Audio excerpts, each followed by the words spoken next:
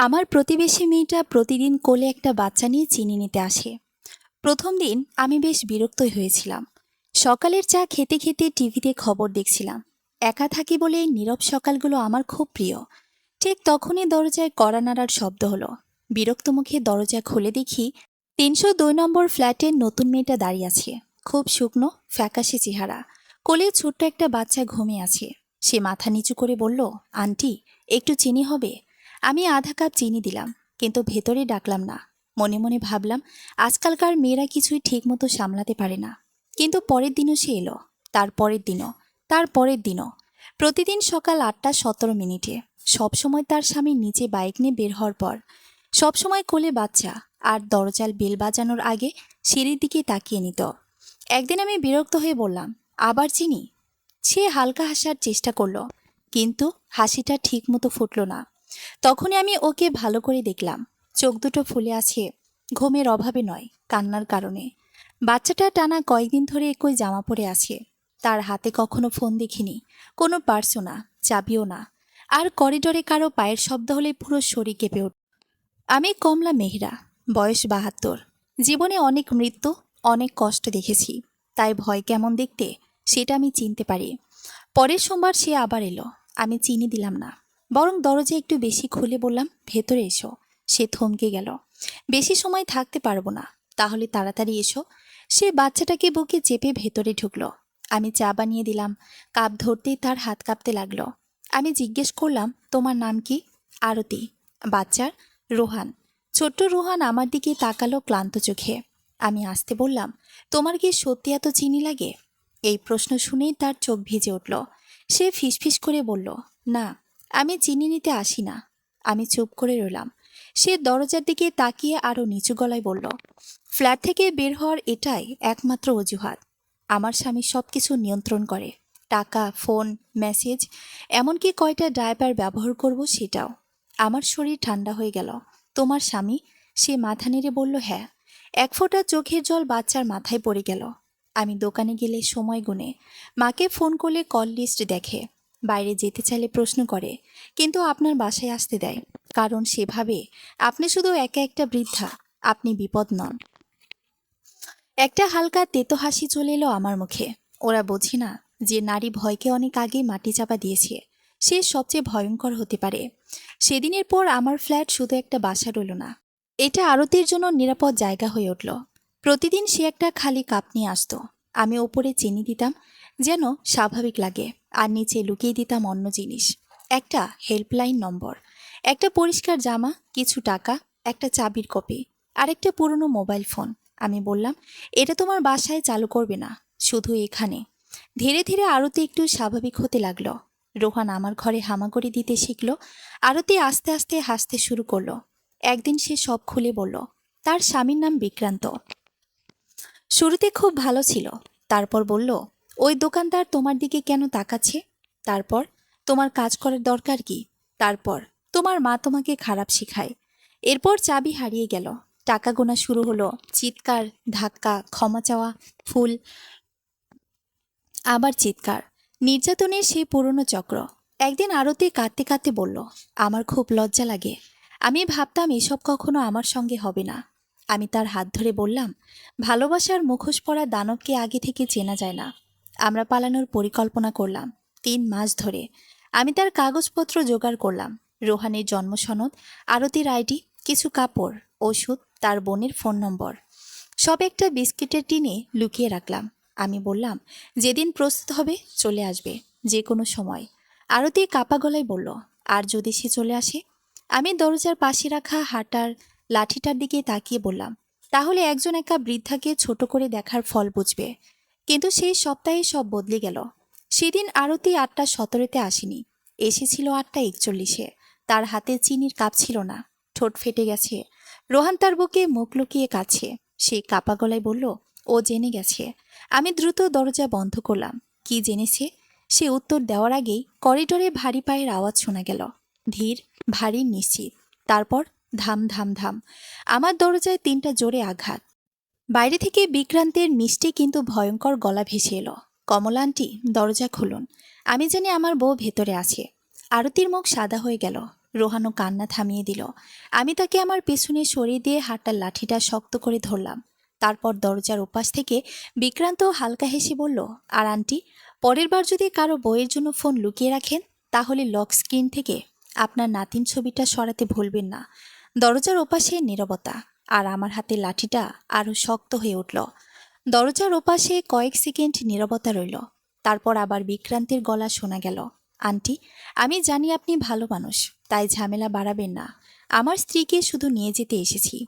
আমি দরজার কাছে গিয়ে শান্ত গলায় বললাম, আরতি এখানে নেই। বিক্রান্ত হালকা হেসে উঠল। সেই হাসির ভেতরে এমন কিছু ছিল যা আমার বুক ঠান্ডা করে দিল। মিথ্যে বলতে আপনার কণ্ঠ কাঁপে আন্টি। পেছনে দাঁড়িয়ে আরতি কাঁদছিল নিঃশব্দে। আমি তাকে চোখের ইশারায় চুপ থাকতে বললাম।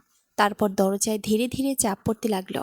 একবার, দুবার, তিনবার, যেন সে বুঝে নিচ্ছে দরজা খুলতে না চাইলে ভেঙেও ঢুকতে পারে।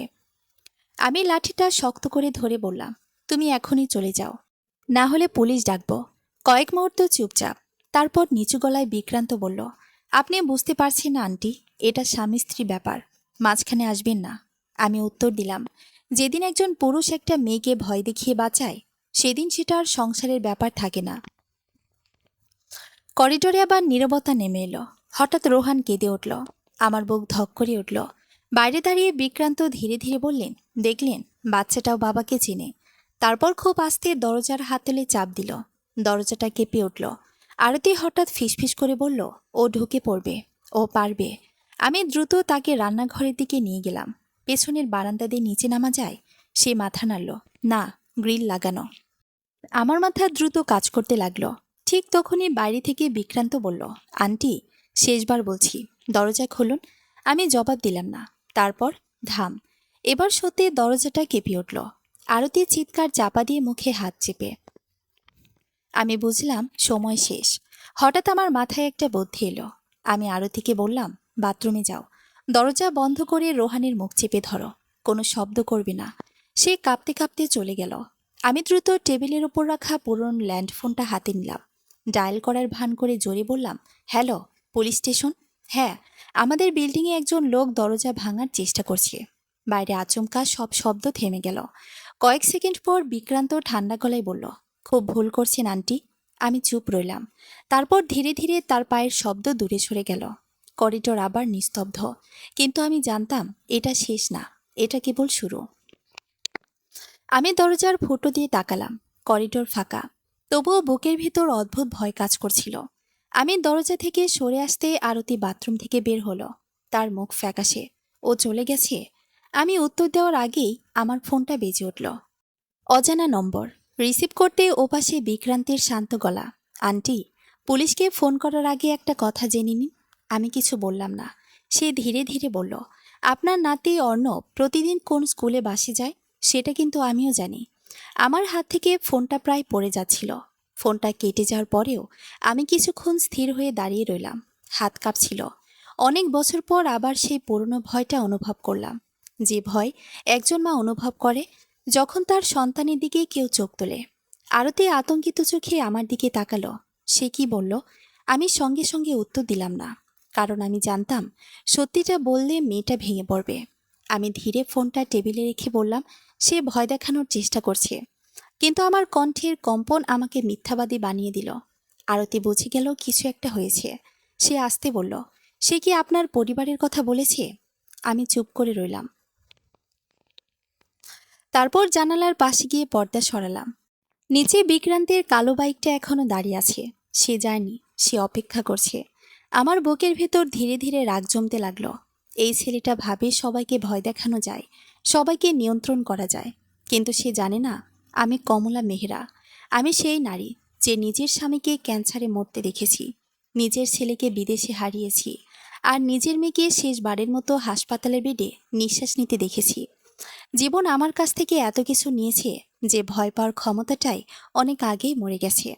আমি ঘুরে দাঁড়িয়ে বললাম, আরতি, আজই তোমাকে বের হতে হবে।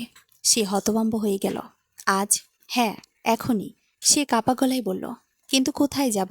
সে আমাকে খুঁজে বের করবে। আমি বিস্কিটের টিনটা বের করলাম। ভেতরে টাকা, কাগজপত্র, একটা সিম কার্ড আর একটা ঠিকানা লেখা কাগজ। এটা আমার ছোট বোনের বাড়ি, পুনেতে থাকে, কেউ জানে না। আরতির চোখ ভিজে উঠল। আপনি আমার জন্য এত কিছু কেন করছেন? আমি কিছুক্ষণ চুপ থেকে বললাম, কারণ অনেক বছর আগে কেউ আমার মেয়ের জন্য করেনি। ঘরটা নিস্তব্ধ হয়ে গেল। রোহান মেঝেতে বসে আমার শাড়ির আঁচল ধরে খেলছিল। আমি তার মাথায় হাত বুলিয়ে দিলাম। হঠাৎ মনে হলো, এই ছোট্ট শিশুটার ভবিষ্যৎ আজ আমাদের হাতে দাঁড়িয়ে আছে। ঠিক তখনই নিচে বাইকের শব্দ হলো। আমি দ্রুত জানালার দিকে তাকালাম। বিক্রান্ত হেলমেট পরছে, সে চলে যাচ্ছে। কিন্তু যাওয়ার আগে সে মাথা তুলে সরাসরি আমার জানালার দিকে তাকালো। আমাদের চোখাচোখি হলো। তার ঠোঁটে ধীরে ধীরে একটা হাসি ফুটল। সেই হাসিতে এমন এক হুমকি ছিল যা শব্দ ছাড়াই বোঝা যায়। তারপর সে বাইক স্টার্ট দিয়ে চলে গেল। আরতি কাপা গলায় বলল, ও কখনো এত সহজে হাল ছাড়ে না। আমি বললাম, তাই আমাদেরও ভুল করার সুযোগ নেই। সেদিন বিকেলেই আমরা পরিকল্পনা করলাম, রাত 12টার পর বিল্ডিংয়ের পেছনের গেট খোলা থাকে। সিকিউরিটি গার্ড তখন ঘুমায়। আমি একটা ট্যাক্সি ঠিক করব। আরতি শুধু রোহানকে নিয়ে নিচে নেমে আসবে। সব ঠিক ছিল। কিন্তু রাত 10:30টার দিকে হঠাৎ দরজার বেল বেজে উঠল। একবার, দুবার, তিনবার। আমার বুক ধক করে উঠল। আমি আস্তে দরজার ফুটো দিয়ে তাকালাম। বাইরে বিক্রান্ত দাঁড়িয়ে। কিন্তু এবার সে একা নয়, তার পাশে দুজন পুলিশ। আর বিক্রান্ত শান্ত গলায় বলল, আন্টি, আমার স্ত্রী মানসিকভাবে অসুস্থ। সে আমার বাচ্চাকে নিয়ে পালিয়েছে। আমি শুধু ওকে বাড়ি ফিরিয়ে নিতে চাই। আমার হাত ঠান্ডা হয়ে গেল। বিক্রান্ত দরজার বাইরে দাঁড়িয়ে শান্ত মুখে পুলিশের সঙ্গে কথা বলছে, যেন সে পৃথিবীর সবচেয়ে অসহায় স্বামী। একজন পুলিশ বলল, ম্যাডাম, দরজা খুলুন, আমরা শুধু কথা বলতে চাই। আমি দ্রুত আরতির দিকে তাকালাম। সে পুরোপুরি ভেঙে পড়েছে, ঠোঁট কাঁপছে। রোহানকে এমন শক্ত করে জড়িয়ে ধরেছে যেন কেউ ছিনিয়ে নেবে। আমি ফিসফিস করে বললাম, বাথরুমে যাও, দরজা বন্ধ করো, কোনো শব্দ না। সে দৌড়ে চলে গেল। আমি গভীর শ্বাস নিয়ে দরজা খুললাম। দুজন পুলিশ ভেতরে ঢুকলো। বিক্রান্ত ঢুকতে চাইছিল, কিন্তু আমি লাঠি দিয়ে সামনে ধরে বললাম, তুমি বাইরে দাঁড়াবে। সে মিষ্টি হেসে বলল, অবশ্যই আন্টি, কিন্তু তার চোখ দুটো ঠান্ডা, হিংস্র। একজন পুলিশ বলল, আপনার এখানে আরতি নামে কেউ আছে? আমি শান্ত গলায় বললাম, না। ঠিক তখনই বাথরুমের ভেতর থেকে হালকা একটা শব্দ হলো। আমার বুক ধক করে উঠল। বিক্রান্ত সঙ্গে সঙ্গে মাথা তুলল। তার ঠোঁটে ধীরে ধীরে হাসি ফুটল। দেখলেন অফিসার, আমি তো বলেছিলাম। সে প্রায় জোর করে ভেতরে ঢুকে পড়ল। আমি বাধা দিতে গেলাম, কিন্তু বয়স তো বয়সী। সে আমাকে ধাক্কা দিয়ে সরিয়ে দিল। আমি পড়ে যেতে যেতে টেবিল আঁকড়ে ধরলাম। তারপর বিক্রান্ত বাথরুমের দরজায় গিয়ে ধাক্কা মারল। আরতি, দরজা খোলো। ভেতর থেকে কান্নার শব্দ। পুলিশ দুজন একে অপরের দিকে তাকালো। তারা বুঝতে পারছে কিছু একটা ঠিক নেই। কিন্তু বিক্রান্ত অভিনয় চালিয়ে গেল। দেখেছেন, ওর মানসিক সমস্যা আছে, সবসময় আমাকে ভয় পায়। তারপর নিচু গলায় বলল, দরজা না খুলে রোহানকে নিয়ে যাব। ভেতর থেকে আরতির চিৎকার, না প্লিজ। আমি চেঁচিয়ে উঠলাম, ওকে ভয় দেখাবেন না। ঠিক তখন একজন পুলিশ কড়া গলায় বলল, সবাই শান্ত হন। পরিস্থিতি কয়েক সেকেন্ডের জন্য থেমে গেল। তারপর বাথরুমের দরজা ধীরে ধীরে খুলল। আরতি বের হলো, চোখ লাল, কাঁপছে পুরো শরীর। রোহান তার কাঁধে মুখ গুজে আছে। বিক্রান্ত সঙ্গে সঙ্গে নরম গলায় বলল, বেবি, চলো বাসায় যাই। আরতি পেছনে সরে গেল। পুলিশ এবার বিষয়টা বুঝতে শুরু করেছে। একজন জিজ্ঞেস করল, ম্যাডাম, আপনি কি লোকের সঙ্গে যেতে চান? ঘর নিস্তব্ধ। আরতির ঠোঁট কাঁপছে। আমি তার দিকে তাকিয়ে শুধু মাথা নেড়ে বললাম, সত্যিটা বলো। কয়েক সেকেন্ড পর সে কাঁদতে কাঁদতে বলল, না, আমি ওর সঙ্গে যেতে চাই না। বিক্রান্তের মুখের হাসিটা মিলিয়ে গেল। বিক্রান্তের চোখ দুটো হঠাৎ অদ্ভুত ঠান্ডা হয়ে উঠল। সে ধীরে ধীরে বলল, আরতি, তুমি বুঝে বলছো তো? আরতি এবার কাঁদতে কাঁদতেই মাথা নাড়ল। আমি আর তোমার সঙ্গে ফিরব না। একজন পুলিশ সামনে এগিয়ে এলো। মিস্টার বিক্রান্ত, আপাতত আপনাকে শান্ত থাকতে হবে। বিক্রান্ত হেসে ফেলল, কিন্তু সে হাসির মধ্যে ভয় ছিল। শান্ত? আমার স্ত্রীকে একটা বৃদ্ধা আমার বিরুদ্ধে উস্কাচ্ছে, আর আমি শান্ত থাকব? আমি লাঠি ঠুকে বললাম, তোমার স্ত্রীকে তুমি জেলে থাকার মতো জীবন দিয়েছ। সে এবার সরাসরি আমার দিকে তাকালো, এমন দৃষ্টি যেন আমাকে মনে মনে মেরে ফেলছে। তারপর আচমকা সে চিৎকার করে উঠল, সবাই আমাকে খারাপ বানাচ্ছে। রোহান ভয় পেয়ে কেঁদে উঠল। পুলিশ দ্রুত বিক্রান্তকে পেছনে সরিয়ে নিল। একজন অফিসার আরতিকে আলাদা করে জিজ্ঞেস করলেন, আপনার গায়ে হাত তোলে? আরতি চুপ। হুমকি দেয়? চুপ। আপনাকে ফোন ব্যবহার করতে দেয় না? আরতির চোখ দিয়ে টপ টপ করে জল পড়তে লাগলো। এই নীরবতায় সব উত্তর দিয়ে দিল। পুলিশ এবার গম্ভীর হয়ে গেল। একজন বলল, ম্যাডাম, চাইলে আমরা আপনাকে প্রোটেকশন দিতে পারি। বিক্রান্ত হঠাৎ হেসে উঠল। ও কোথাও যাবে না। তারপর সে ধীরে ধীরে পকেট থেকে ফোন বের করলো। স্ক্রিনে একটা ছবি খুলে পুলিশের সামনে ধরল। আমি দূর থেকে দেখে জমে গেলাম। ওটা আমার নাতি অর্ণবের ছবি, স্কুল ইউনিফর্ম পরা, বাস স্ট্যান্ডে দাঁড়িয়ে। আমার বুকের ভিতর যেন কিছু ভেঙে পড়ল। বিক্রান্ত খুব আস্তে বলল, সবাইয়ের তো পরিবার আছে, তাই না? পুলিশ কিছু বুঝে ওঠার আগেই আমি চিৎকার করে বললাম, ফোনটা নামাও। কিন্তু ততক্ষণে আরতি সব বুঝে গেছে। সে আতঙ্কিত চোখে আমার দিকে তাকালো। ও আপনার পরিবারকেও? আমি কিছু বলতে পারলাম না। বিক্রান্ত ঠান্ডা গলায় বলল, আমি কাউকে আঘাত করতে চাই না। আমি শুধু আমার পরিবারকে ফিরিয়ে নিতে চাই। একজন পুলিশ এবার কঠিন স্বরে বললেন, এটা সরাসরি হুমকি। বিক্রান্ত কাজ ঝাঁকালো, না অফিসার, আমি শুধু একটা ছবি দেখালাম। চতুর শয়তান, কোনো প্রমাণ রেখে কথা বলে না। তারপর সে আরতির দিকে তাকিয়ে বলল, চলো এখনই। ঘর নিস্তব্ধ। আরতির চোখে ভয়, আমার চোখে রাগ, রোহানের চোখে শুধু বিভ্রান্তি। হঠাৎ আরতি ধীরে ধীরে আমার পাশে এসে দাঁড়ালো। তারপর জীবনে প্রথমবারের মতো শক্ত গলায় বলল, না। আরতির না শব্দটা ঘরের ভেতর যেন বজ্রপাতের মতো পড়ল। সবাই একসাথে থমকে গেল। বিক্রান্তের মুখটা শক্ত হয়ে গেল। তুমি কি বললে? আরতি কাঁপলেও এবার পেছালো না। আমি আর যাব না। পুলিশ অফিসার এবার কড়া গলায় বললেন, মিস্টার বিক্রান্ত, আপনি এখনই শান্ত হন। বিক্রান্ত হঠাৎ হেসে উঠল। শান্ত? ঠিক আছে, তাহলে একটা সত্যি কথা শুনুন। সে পকেট থেকে আরেকটা কাগজ বের করলো। এই দেখুন, ও মানসিকভাবে অসুস্থ, আগে থেকে থেরাপি নিচ্ছে। আমি এগিয়ে গিয়ে কাগজটা ছিনিয়ে নিতে গেলাম, কিন্তু সে দ্রুত সরিয়ে নিল।